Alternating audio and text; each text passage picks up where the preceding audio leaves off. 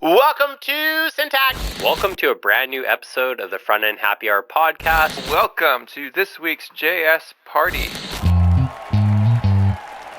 Live from Shipshape Studios, this is Whiskey, Web, and Whatnot, with your hosts, Robbie the Wagner and me, Charles William Carpenter III.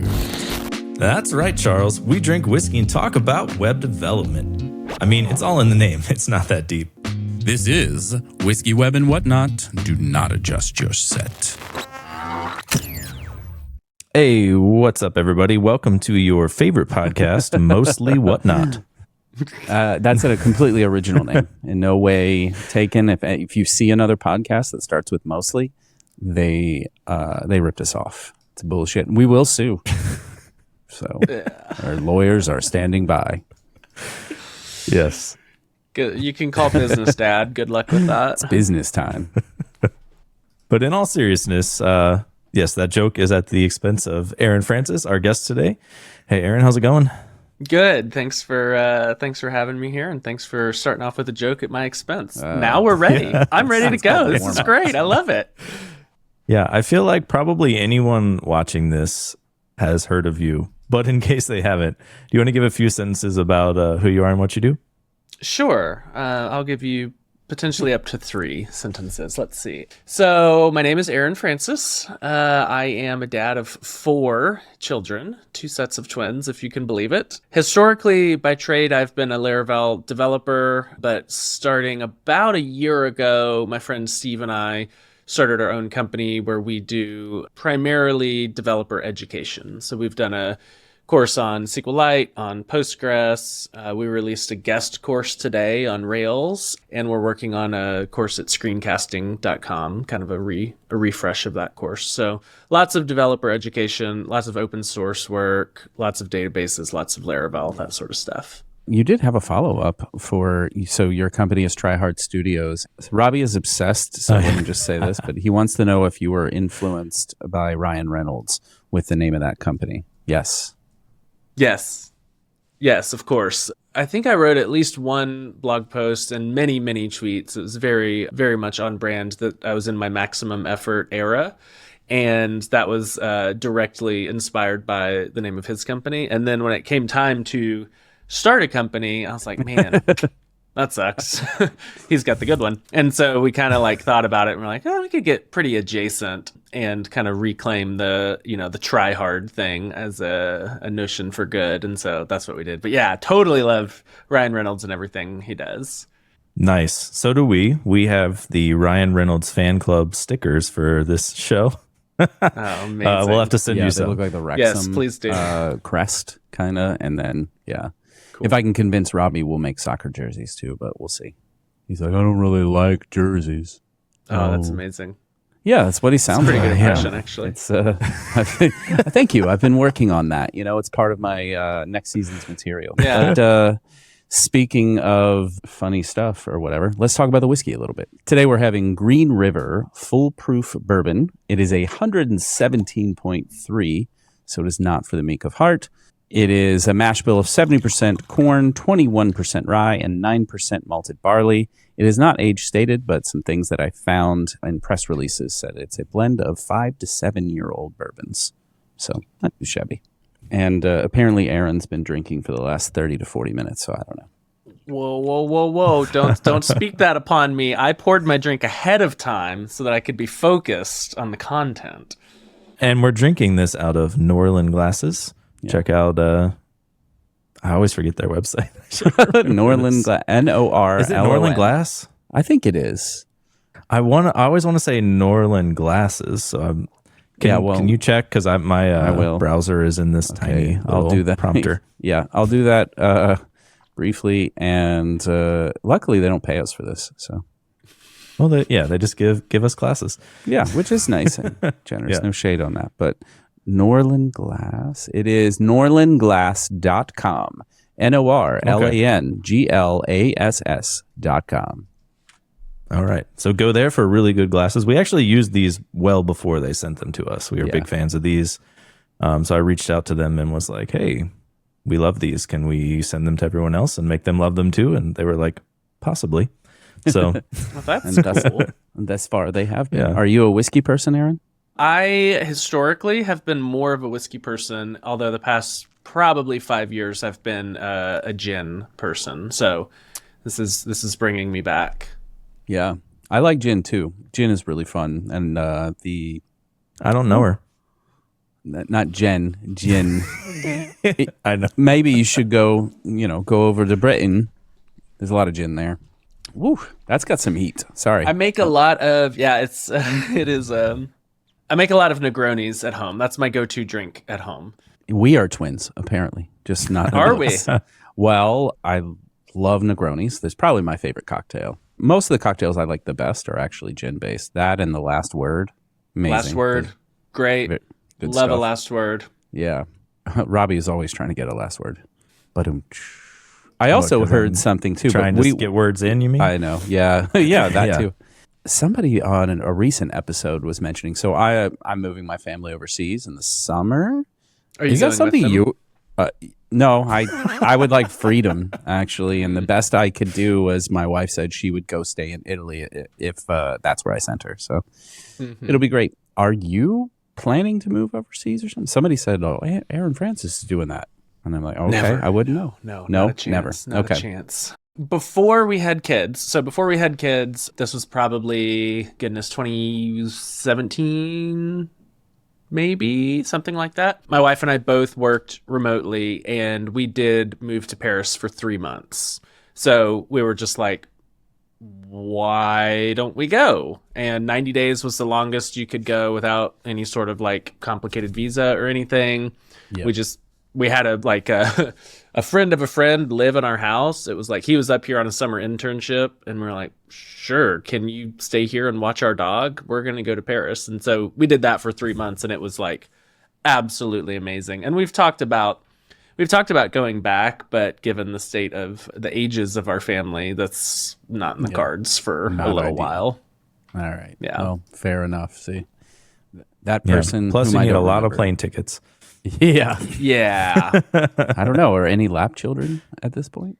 We still have 2 that are under 2. So, Yeah. but I'm sorry to the children. I'm not flying to Europe with 4 kids under 4. No. No, I'll go to Europe. Would not My wife recommend. and I will Yeah. go to Europe, but Yeah. we're not all going to Europe. I'm sorry. Doesn't sound great. All right. Going to come back to the whiskey a little bit. So, Yes. So I have very specific descriptors to the smell.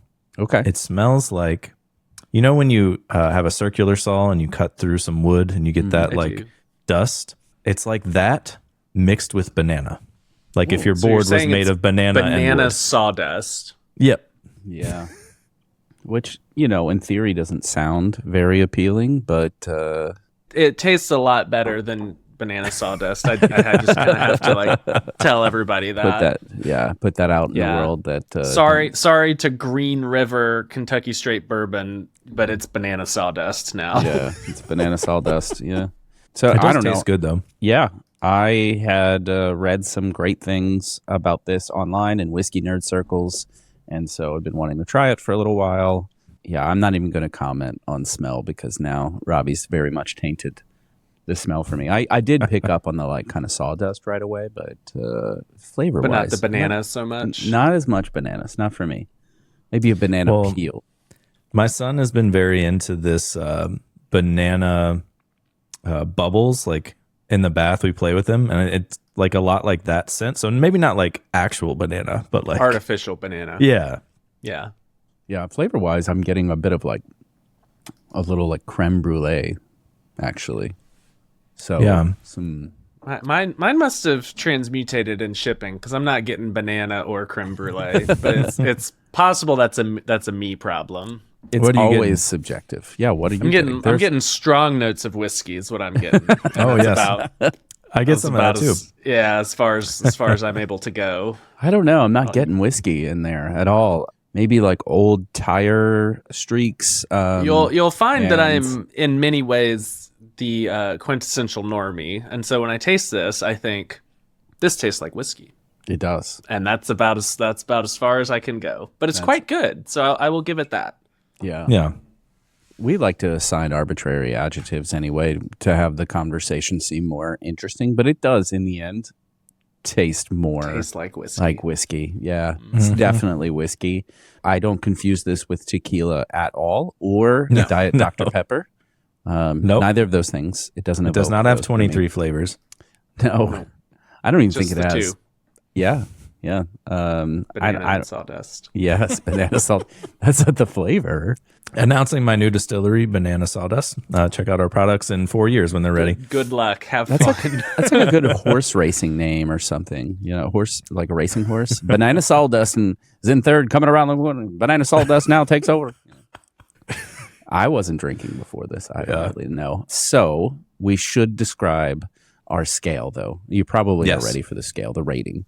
A highly technical scale for whiskey rating. It is 0 to 8 tentacles. 0 being terrible. You threw this out. 4 is middle of the road. Not that bad. 8 is amazing, clear the shelves. Green River can't keep up with your consumption. Yeah, and you can noodle on that one. Robbie will go first. He likes it. Yeah, it's the only way I let him talk.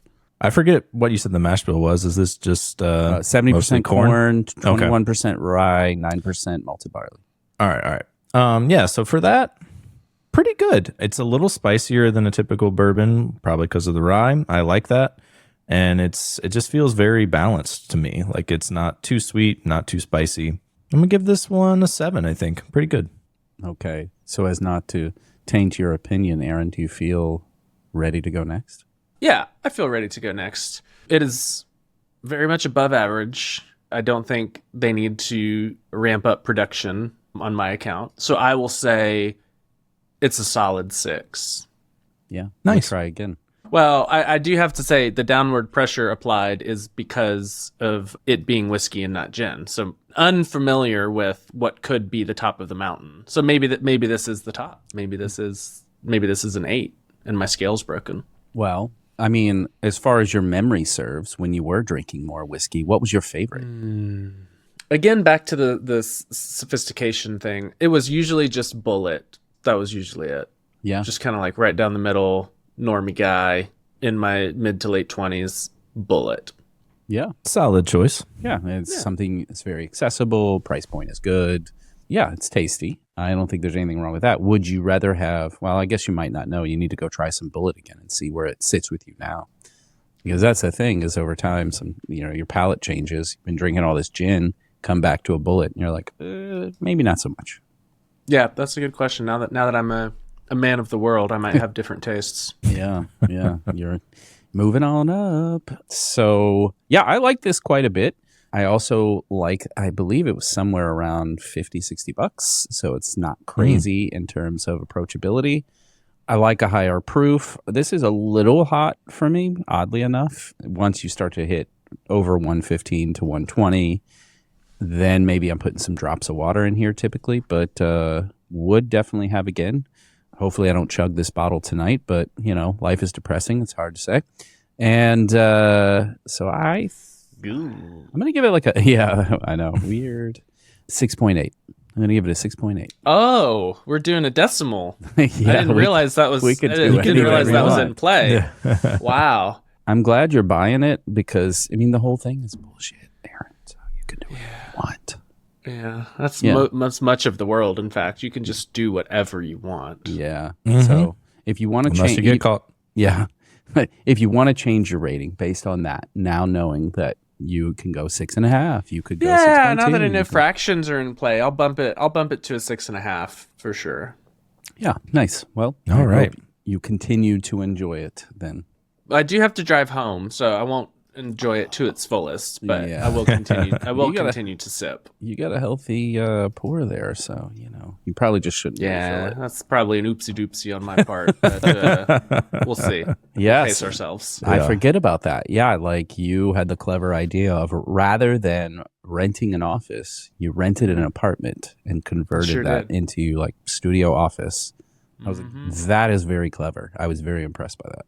Well, thank you. Yeah, this behind me is a false wall. In some ways, it is a real wall. It is a 2x4 stud wall. However, it is propped in front of the windows that belong to this bedroom in this apartment where I am currently working. At the time, we had two 2-year-olds and 2 newborns, and I was like, this ain't gonna work. And so I started looking around at like office space, and here in Dallas, they're very proud of their office space. And what I needed was a little bit different than what was being offered. What was being offered was a lot of like co-working spaces and share a desk, and here's a 10 by 10 room that will make you depressed. And what I needed was a lot more space to like set all of this up and leave it.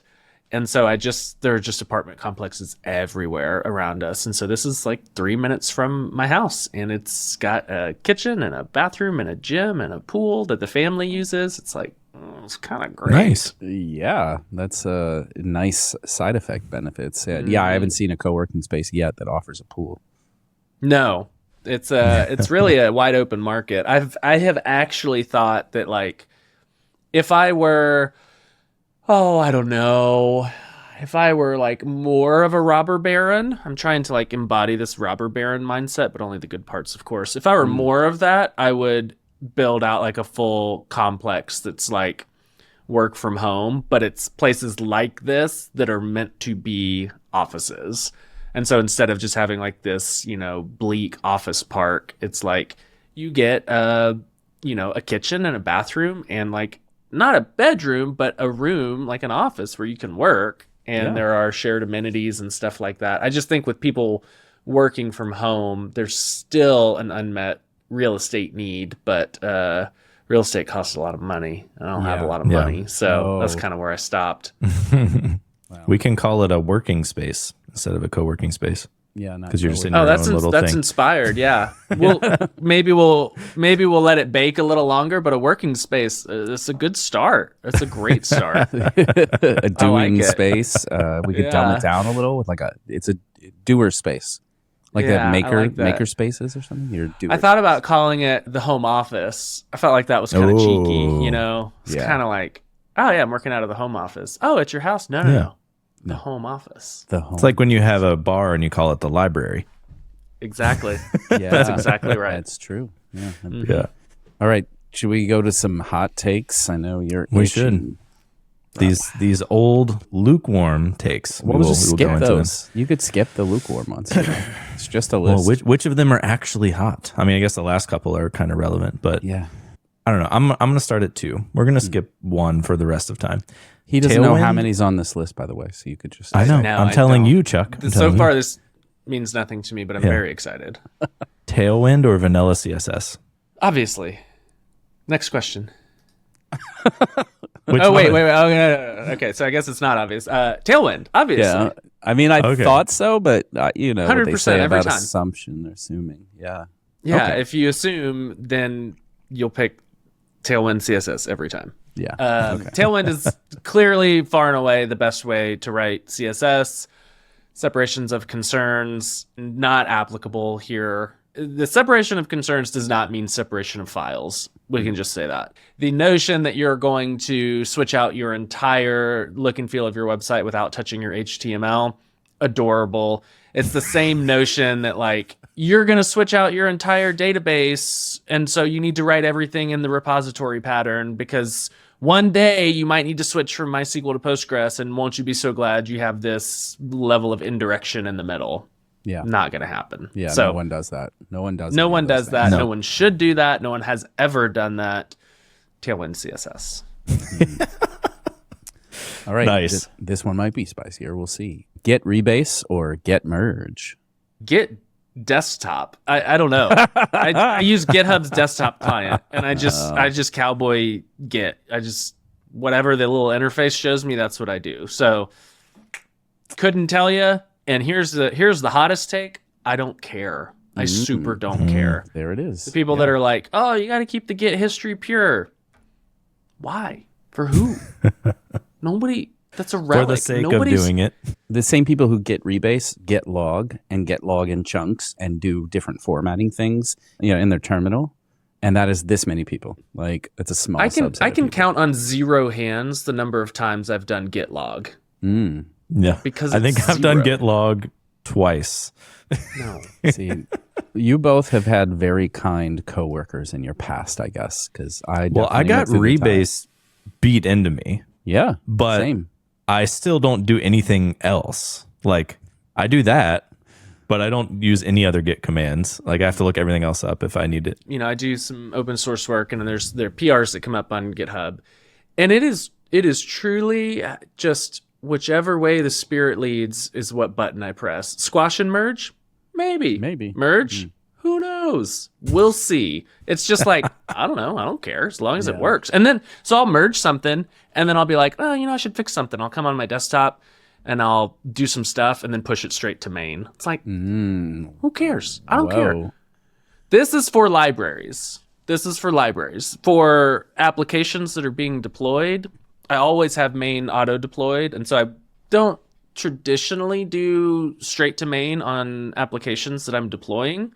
But like my personal website, I'll just push straight to main and it auto deploys and we'll find out. But like our course platform, we'll do PRs and review them and then merge them into main. But I still don't think main is protected. I think you can still just straight push to main. If you want to, you can push to main, right? Yeah. You're a small enough team, I'm sure, where it's like, hey, you broke this. Go fix it right now.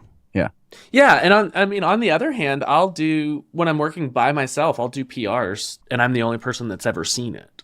It's helpful to see that code in a different window. So you open the PR, and then you go, and you're like, man, did I write that? That's really stupid.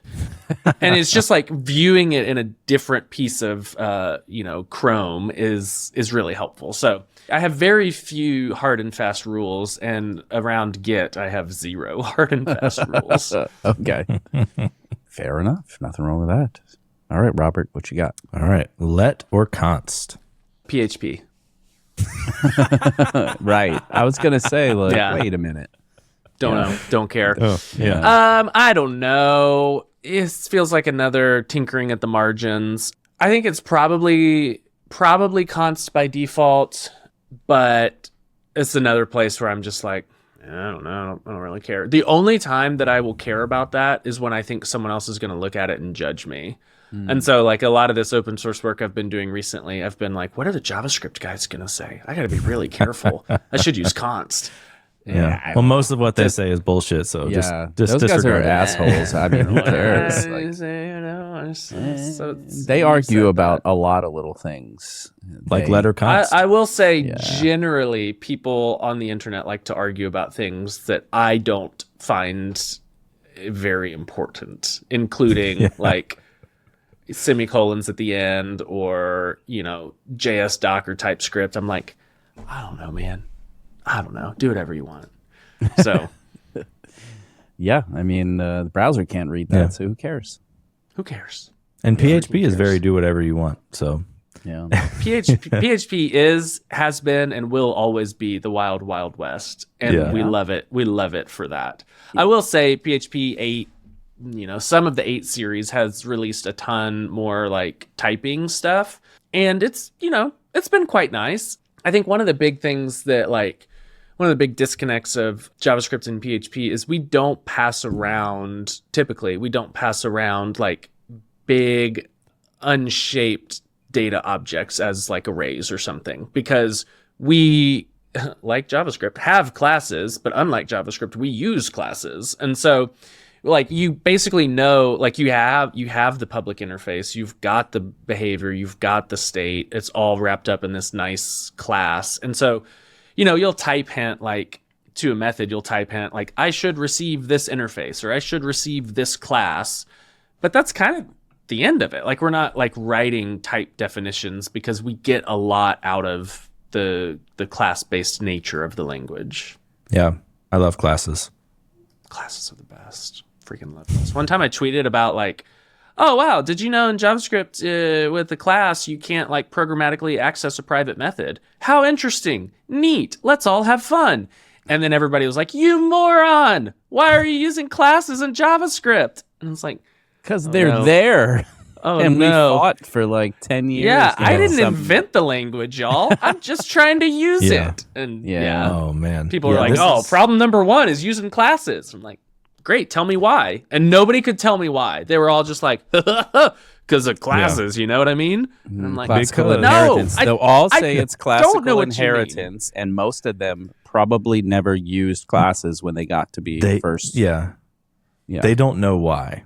Yeah, they don't. they know why. don't know why. It's classical Like- inheritance, but it doesn't make it well, wrong yes. I mean, or if bad. you want to get down to the actual reasons, there are reasons. But if you want to like think about the easiest developer experience and not care about those reasons, classes are the way to go. And like all this State and hooks, behavior all together. yeah, That's great. Yeah. yeah, like you can have a thing that you can reason about. Because my big argument is always like people are like, oh, here's these like 15 hooks in React to do this thing, and it's like, well, you're still reasoning about this as if it were some kind of entity, which could be a class. And then you could like encapsulate all of how it works in that class. Like, what are we even doing here by just showing, oh, we can do it all with functions. Look how cool we are. Like, Correct. You know, that's the spiciest take thus far. I don't even know if we can do better than that. But I'm Let's going to try. try. What else you got? Well, just one more thing. Given what you released today, but, you know, you're on the orange Lambo train. Rails I or Laravel? I think obviously my choice is Laravel.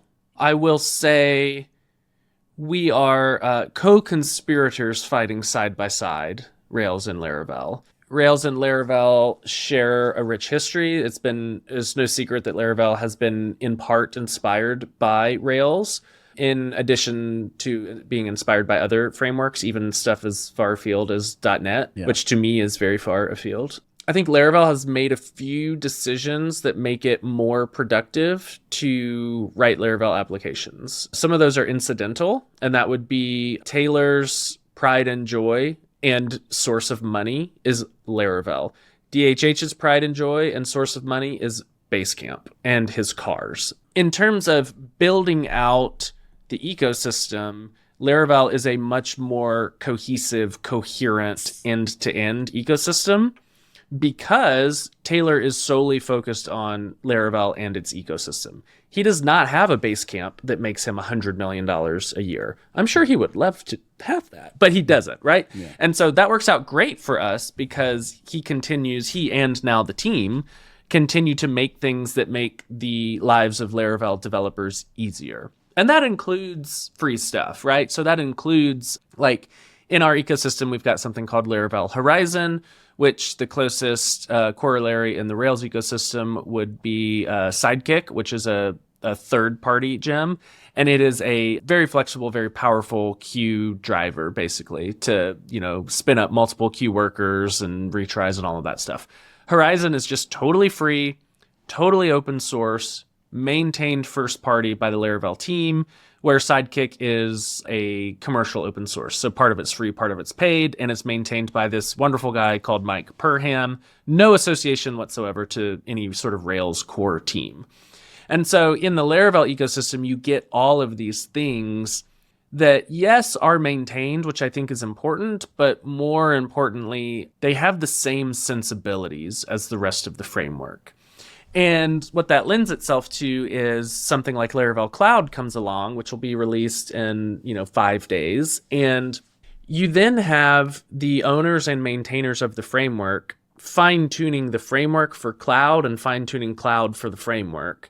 And that's something that even with Heroku back in its heyday, you didn't get. It was outsiders building something for Rails. And if you wanted to land any patches into Rails, go through the normal channels. But as we're watching Cloud be about to release, you're seeing commits in the open source repo that's like, if Laravel Cloud, then do this. And you're like, so this is going to be pretty seamless because you own the freaking framework. I feel like that's a big incidental benefit, is that DHH extracted Rails from Basecamp, and Taylor built Laravel to build what he thought was going to be multiple SaaS companies, and ended up actually being multiple SaaS products, but they're all focused on Laravel. And so the origin story is like a mirror image of itself. But then I think the other extremely crucial decision was regarding the integration of JavaScript frameworks. DHH is like, no, not once, never. F you guys. Yeah. And Taylor was like, great. All comers are welcome. And so he, along with the community, developed, Inertia, which is this glue between many kinds of backends, Rails included, and many front-end frameworks, Vue, React, Svelte, that sort of stuff. And so Taylor, I think in an abundance of wisdom, or maybe an abundance of pragmatism, he decided like, people like front-end frameworks. Maybe we should support that. And so he has made a way for Vue, React, and we have our own version of like Live Vue or HTMX or something like that called Livewire that I think is above and beyond even, Live Vue or HTMX. It's quite good. But we have all these like either first or like first and a half party front-end frameworks where Rails is just kind of like, hey, we've got Hotwire and we've got Stimulus and they kind of work, but they're not documented. And if you want to use React, like, I don't know what to tell you. And so I think Laravel has made itself very productive in terms of like starting with Laravel new on your desktop and then shipping it all the way to cloud and giving like many blessed paths to get there. And so I think I'm of course biased, but I do think if I try to be objective, I think Laravel is probably more productive for a few of those reasons. This just in, Whiskey.fund is now open for all your merch needs. That's right, Robbie. We're hearing reports of hats, sweaters, and t-shirts, as well as a link to join our Discord server. What's a Discord server? Just read the prompter, man. Hit subscribe, leave us a review on your favorite podcast app, and tell your friends about our broadcast. It really does help us reach more people and keeps the show growing. All right, back to your regularly scheduled programming. I do want to kind of expand on that and ask, like, so are people typically using Laravel as like shipping the entire application, like whereas Rails is used a lot for just the API side, and then like you would build your front end? Can you do the same with Laravel? You could. I have learned that backend for front end is a thing, which is different than backend. But what you could do, you could just have Laravel as an API only, and some people do that in conjunction with like Next or Nuxt, and so blows my mind. You're running two backends at that point. It doesn't make a ton of sense to me, but you could do that. You could also do just like a raw Vue or React front end with an API backend. I do not think that is the most common way to ship a full Laravel application.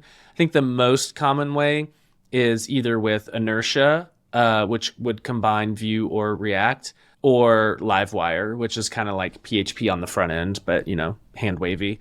Laravel Cloud, for example, so like their in-house, flagship SaaS product is Laravel on the back end, React on the front end, Inertia in the middle, monorepo. We're not going to coordinate two separate releases. It's just all right there, and we just, push to deploy. So I think that is the most common way to ship Laravel. I worked at a company that used Rails, and they had Rails API on the back end and Next.js on the front end. And I think that is more common in Rails land because the integration is way worse, right? So to ship a monorepo that has Rails and React, from what I understand, is quite difficult. And so I think what people end up doing is Rails, Next.js, and then we'll have them talk over traditional API. Gotcha. Makes sense. Yeah, that's interesting because when you think about it, these web application frameworks, like true, full, everything, all bells and whistles, web application frameworks give you everything you need. You've got auth and all that kind of stuff. So if you decide that you want to have a full-on front-end framework with it, you're kind of cutting off half the benefits to a degree, right? Like if you're just taking in JSON payloads, that you have to interpret and rebuild all the logic on your front end application. You're just doing then you're inventing the browser, right? Yeah. So you're inventing client-side routing. Well, spas kind of do that anyway, right? Exactly. Yeah. You're inventing session management with, JWTs or whatever that's supposed to be. You end up inventing a lot of stuff where if you can use the back end and the browser for like what they're good for, but still have a super tight integration to a very modern front end, that feels like the best of all worlds to me versus let's use static HTML, which is like, Rails and Laravel both have like templating languages where you can just spit out HTML. Sometimes useful, not much anymore. And then on the other side is like separate front end, separate back end, and then you're like, well, how do these two things communicate and share authentication authorization? And you're like, I don't know, man. So yeah, we get like with Laravel, the term full stack has kind of been co-opted, in my opinion, by things like Next, where it's like, you can write server code, we're full stack. And I'm like, yeah, but when I start writing server code, there's nothing for me. You've dumped me in an empty warehouse with no tools, and you're like, build your back end. I'm like, I don't want to do that.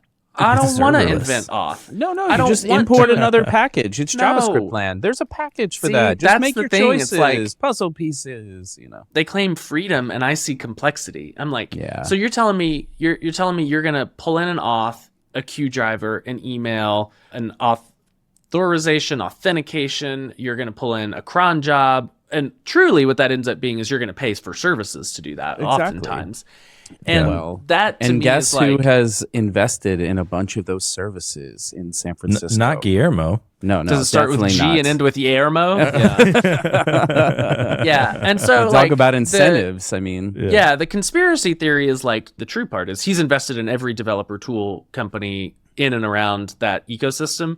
The conspiracy theory is that Next is nerfed because of that. I don't know if that part is true. I do believe, because I continue to see people say it, we want to choose packages. We want to be free. My opinion is the freedom actually comes from the constraint, right? So if you have a framework that has an amazing ORM that is built into the queue driver, that is built into the email providers, that is built into the routing. So like you could have a route in Laravel that like binds to a model. So you can say like podcast/1, and then in your controller, you don't get the number 1, you get an instance of the podcast model because the routing is aware of the ORM. And then in the controller, you can dispatch a job, and the job will serialize itself without the model, but with a reference to the model. And then when it wakes back up to be processed, it will reinstantiate the model because the queue layer is aware of the ORM layer. And so those are the types of things where it's like, if everything is working together, then what you have to do is actually the scary part, and maybe we've arrived at the reasoning. The scary part is you have to build an application and see if people want it. And you don't get to just fiddle, right? You have to do the hard part. wow, People you sound love like a spending- prisoner to me. I don't know. Yeah, I know. It's so frustrating to have all these tools at my disposal. I know. Yeah. I think the problem is like a small subset of people that like to use React frameworks really love over-engineering things. They want to build everything you just described from scratch. So The do I. It's other fun. side of those people are just following those people saying, oh, they said this was cool. And then actually, I can't build that. So I'm going to use a SaaS product for everything.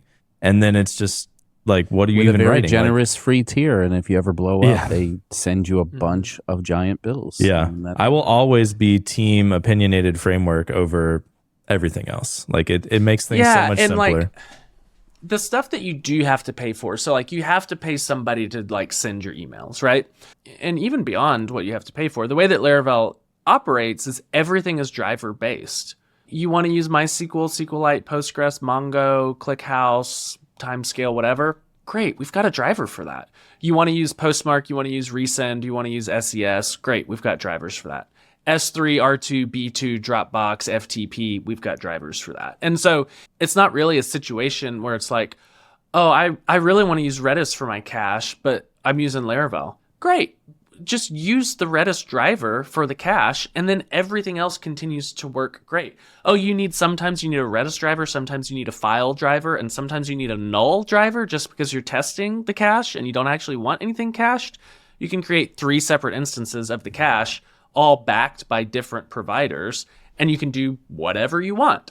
It's become this kind of like hub and spoke. Like you have the interface, and then underneath the interface are all of these different drivers that are the providers, and that kind of spans every component that you can really think of. Yeah, that makes sense. I mean, it does, and it has, right? To a degree, in various web frameworks, we've had these things for like a decade, but there's resistance. I mean, I think I understood early resistance around wanting to do more in the browser because compute costs, and there was a lack of a cloud, let's say, and things around that to like do more in the browser to create dynamic experiences. But the problem is that the browser leveraging users' machines. Sure, you're was offloading the big compute. thing like 10 years ago. Yeah. And then we got some fancy complex interfaces, and front end devs wanted to flex a little bit, and that has worked to a degree. But we have a lot nicer tools now, and compute is cheap, and all these other things.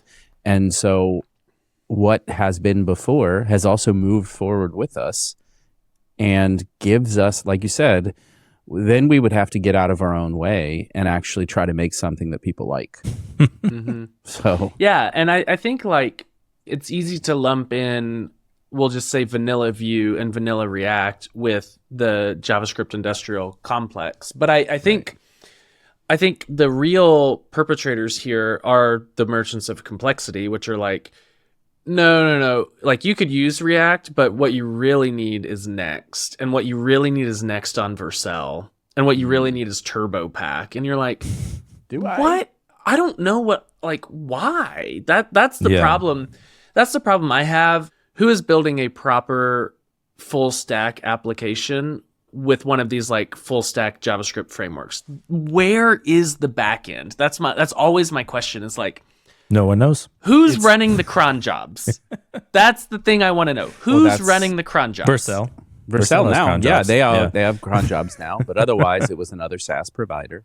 It's who's running the queues? Is that another SaaS provider? Oh, absolutely. Because when I Vercel think of doesn't like have queues, I don't think yet, do they? No. When I think of web applications, I think scheduled commands so that I can do stuff. I can do stuff every hour, every minute, every 15 minutes, whatever.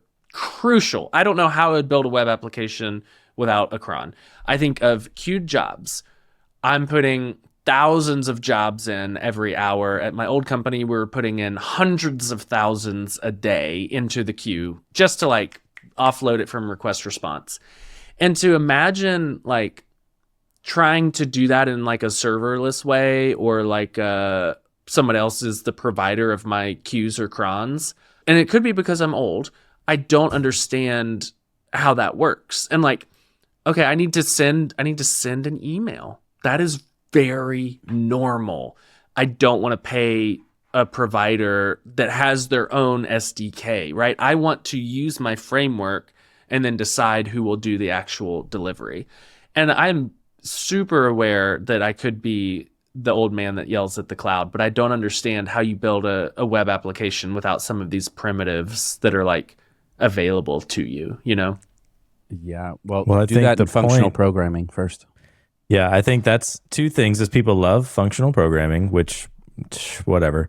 But then, it's just like everyone just wants to have the pain of figuring out how to do it themselves, I guess. I just think that like the paradigms of early internet and then what were the norms of creating websites and web applications and things like that have been diluted and lost to a certain amount of our colleagues out in the world.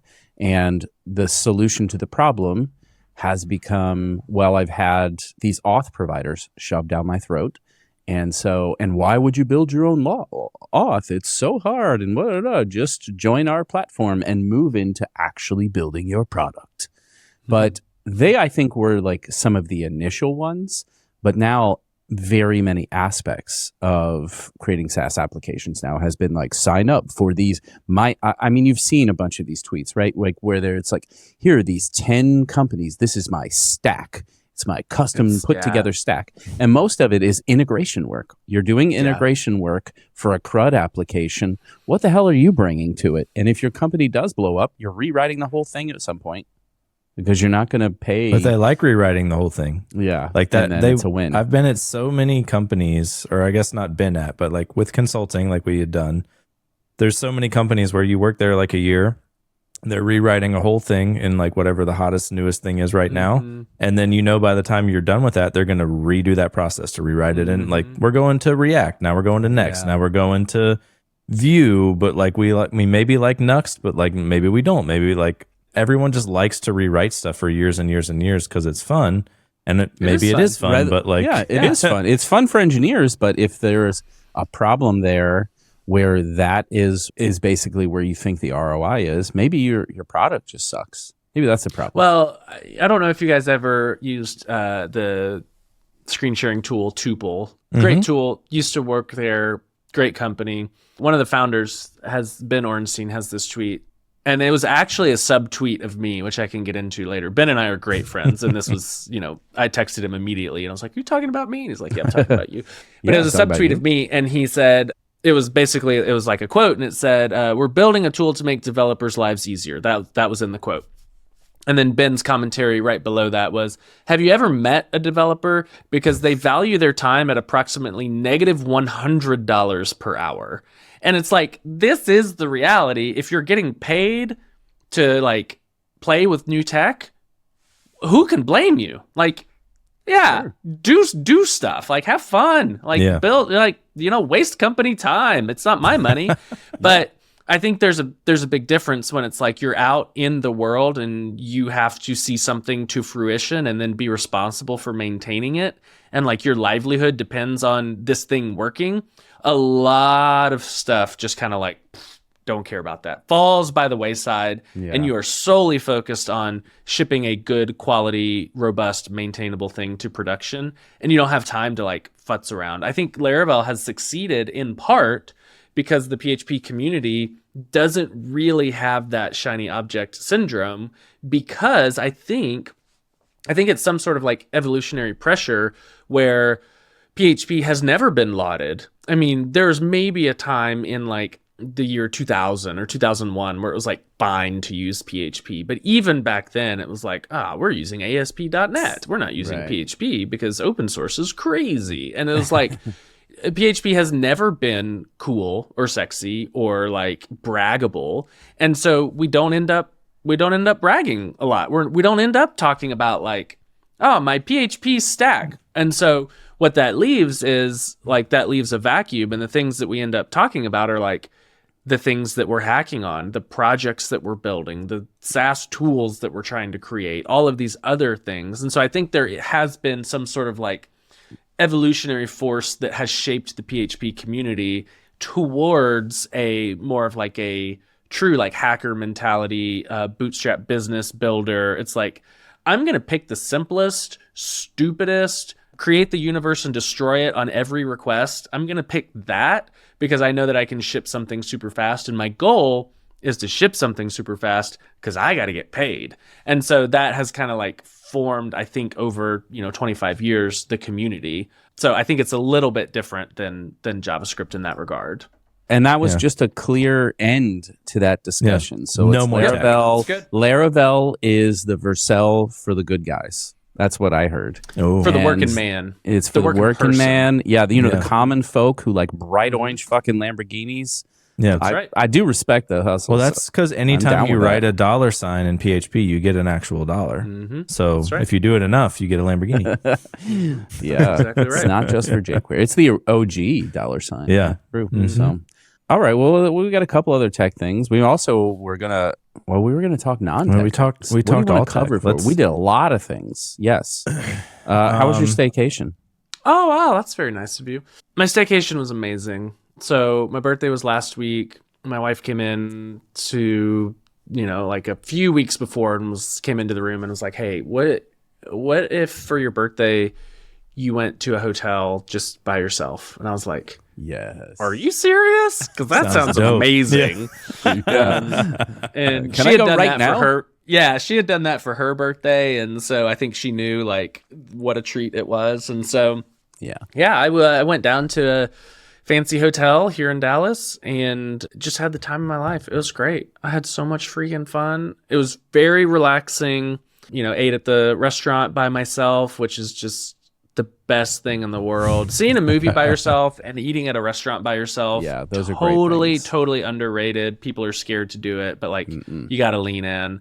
That was great. Hooked up my computer to the TV. So I had my computer on the TV with the AirPods in, watched Sicario 2, slept in. It was the freaking best. Did a lot of like crazy journaling. So I'm sitting at the bar. It's like 3:00 on a Monday afternoon. I'm the only person at the bar, sitting at the bar, having a drink, have my headphones in, have my my trusty yellow legal pad, and I'm like scheming about how to take over the world. And it was perfect. It was one so fun. Negroni at a time. Exactly. And actually, I don't know if this is standard procedure, but I showed up and the concierge gave me a little card for 2 free drinks at the fancy bar. Ooh. That's nice. That's $30. You know what that sounds yeah. like? That sounds like What? your wife called ahead. Oh, maybe. Yeah, knowing I don't know. Knowing wives, that sounds like she was like, "Do this thing for yourself." And I then did. also I did calling go home and being- tell her that, and was like, "Oh, you won't believe what happened," and she didn't cop to it. So No. either she doesn't want the credit, or she didn't do it. Yeah, I don't know. Listen, just roll with it. Be like, "You did this amazing thing. Thank you." And she's like, Yeah. "I didn't, but I did." Yeah, she's way too pure to take credit for that. She'd say, "Oh no, I didn't do that. That wasn't me." Right. Yeah. Just trying to help you out here, but Yeah, just roll with it. But yeah. Yeah, so I am curious. You mentioned at the top of the episode you have 2 sets of twins. So I have questions around, did you have the first set of twins and then go, I want more kids? How did you end up with 2 sets of twins? Like, was that all planned? Do you want a big family? Like, I don't know. Robbie, Whatever you're willing to share. You know how they got there, right? I know how it works. Okay. Yes, I know. Yes. But He's a father also, so he knows how it works. A man works. and a woman are in a covenant relationship. Let me describe it to you. So, yes, we had the first set of twins. They're 3.5 and 1 now. And so we had the first set through much pain and difficulty. We ended up with children, and it happened to be twins. Long journey to get there. Then it was like, we want more kids. We want more than 2 children. And the first time it was such an arduous process. Let's start earlier than we think is reasonable.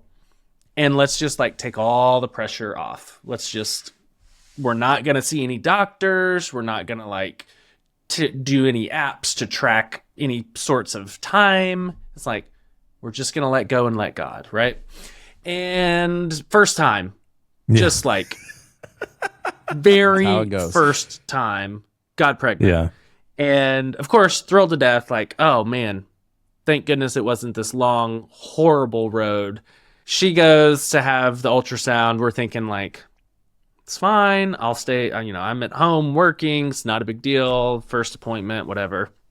I think I actually had was giving like a webinar that day, which is so embarrassing. So I'm on this Zoom for my old company, being a big old doofus. She comes home and I go in and I'm like nervous, of course, because the first time it was so painful. And I go in and I'm like, what did we see? Like, are we good? Is the fertilized egg in the right spot? Because it turns out sometimes they don't end up in the right spot. Been there, horrible. She's like, yes, it's in the right spot. Oh, what a relief. And then she shows me the sonogram and I'm like, boy, this looks familiar. This can't be right. And she recorded it. We have a video of it, which is really quite nice. And I just started laughing and I said, are you serious? And she started laughing and then she started crying and I started crying and I'm laughing and it's just like the craziest possible outcome. And I had always joked that like, I don't like seeing people left out. And so I was thinking, we can't have 3 kids because we can't have the twins and the hanger on, right? The extra. So we're going to have 4 kids. Yeah, right. We're going to have 4 kids so that like the singletons, as we call them, the singletons have like somebody they can relate to and the twins have somebody they can relate to. And I had always joked that like, honestly, the perfect setup would be another set of twins because then we have a family of 4. Perfect setup would be another set of boy-girl twins. Everybody's got a twin. Everybody's got an opposite gender. Everybody's got a same gender. Nobody's left out. What could be better? And, sometimes you speak it into fruition. That is exactly what happens. We have 2 sets of boy-girl twins, 2.5 years apart. Everybody has their friend. And so, yes, we got very, very lucky, both in having another set of twins and having what is, in our opinion, the perfect gender mix: 2 boys, 2 girls. Right. Yeah, we are lacking that gender mix. We have all boys. We were expecting 2 boys in April or May. the interesting thing is, yes, I don't know how this works for your situation, but like, so my generation's behind me, right? Like my grandpa's, I think, parents, or I don't know, I'm going to get this wrong, but like there has been every other generation sets of boy twins in my family. Oh, really? And they say that it can't come from the male. Like the woman determines if it's twins. And I'm like, bullshit. Like there's no way that this Are they all happens every fraternal other. along the line? No, they're all identical. They're all identical. Yeah, that is supposedly completely random. Supposedly, but every other generation we have identical twins. My wife is pregnant with identical twins right now. So Amazing. yeah, I think like we were talking to my cousin about it, and they're like, yeah, I think the thing is that it's not that it isn't possible, it's that science hasn't figured out how this part works yet. Like I this, mean, it must be that. Right? yeah, Yeah. I have heard that fraternal travels through the maternal genes because it is it's that aberration where the egg or they release too many eggs, right? Whereas identical is just like luck of the draw. I will say I have an internet friend who has twins, singleton twins, and both sets of twins are identical. And so it does seem like there's something a little wonky going on there where it's like, yeah. I wonder if this is random. That doesn't seem random to me. So yeah, I wonder if the man there, like if you go back generations, has similar to me. I'd be curious to know. I would too. Logan, if you're listening, let us know. If you're not listening, Still let us know. It was worth a If shot. somebody know one knows day. Logan, Yeah. will you ask him to let us know? That'd be great. Please do. So for the both of you then, here's the question. Is the shop closed? Yeah, for me Okay. it is. Okay. I mean, I haven't formally closed, but yes, I I'm do not want formally more kids. closed Yeah. for business. Oh yeah, Yeah. I'm formally. I only have 2 kids, and I'm formally closed. But I'm 47, so it's like, Yeah. yeah, no, I'm Old too man old for River that. over there. I can't. Yeah. I can't mess with. Yeah, you called yourself old. I was laughing. I was Oh like, yeah. You don't know who you're 36. dealing with. Feels Yeah. old. No, we're super done. We cannot mentally, emotionally, or financially support another set of Yeah. twins. So no, Yeah. we're definitely done. My wife scheduled that appointment for me for sure. Oh, Yeah. nice. Yeah. Yeah. What kind of let's- vehicle do you have to have everyone? We have we acquired a new vehicle, which is you can just go and do that. We got what did we get? A Honda Odyssey. And the reason Oh, nice. That's the premium. so That was my first car. Fun fact. Really? I drove a Honda Odyssey in high school because that was super cool. Character builder. So the reason we got the Honda Odyssey amongst all of the minivans is there's a woman who YouTubes about cars for moms. That's all she does. I think she's actually like I forget what it's called. Goodness, it's like car seat mom or something like that. Anyway, she offers this consultation where you can pay. It's like $50 for a half hour. I'm like, girl, you got to raise your rates. You're a famous YouTuber. So I paid for a consultation and I was like, here's the deal. We're going to have 4 kids that need to be buckled in by an adult into car seats because, lots of people have 4 kids and their oldest kid is 9. And you're like, okay, fundamentally different. Doesn't apply here. Yeah. And so we've got, 2 newborns and 2 2.5-year-olds. And it's like, we got to have hands on all 4 kids. And so we talked to her and she was very helpful. The car mom, that's what it's called. She was very helpful and we went with the Honda Odyssey because it is the only minivan on the market where the captain's chairs slide left to right. And so they have a bench, but you can pull out the middle seat and then you can slide the captain's chairs, either side, you can slide them over to the middle. And so what that allows you to do is put the little kids in their more complicated seats, kind of up front, and then push them over, like push that seat over and pull it forward. And then the big kids can get in the back and an adult can get in the back instead of trying to go around the front between the captain's chair and the passenger seat in the front, try to fit between the car seat as a grown man, which is terribly just embarrassing and makes you question your dietary preferences. But like that allows you to get in and out a lot easier. And so Honda Odyssey it was. And you hate to admit it, it's very convenient. It's very convenient. Ooh, are you going to get Robbie into another Honda Odyssey? I wonder. I don't know. Caitlin is adamant about no minivans, so we'll see how long that so lasts. were we. But, yeah. So were we. So I drive a Toyota 4Runner, which only holds 2 children at a time, and then we do have an au Doesn't pair. have a third row? No, mine doesn't. I don't know if any 4Runners do, but we do have an au pair, and she drives my wife Jennifer. She drives Jennifer's old car, which is a VW Atlas, and so between the 3 cars, the minivan is the only one that holds 4. The VW Atlas is set up to hold the big kids, and my 4Runner is set up to hold the little kids. So who's going where with whom kind of depends on what car ends up being driven. Yeah, that makes sense. Interesting. All right, we are about at time, so I want to ask this one thing that we try to ask everybody. If you weren't in tech, what other career would you choose?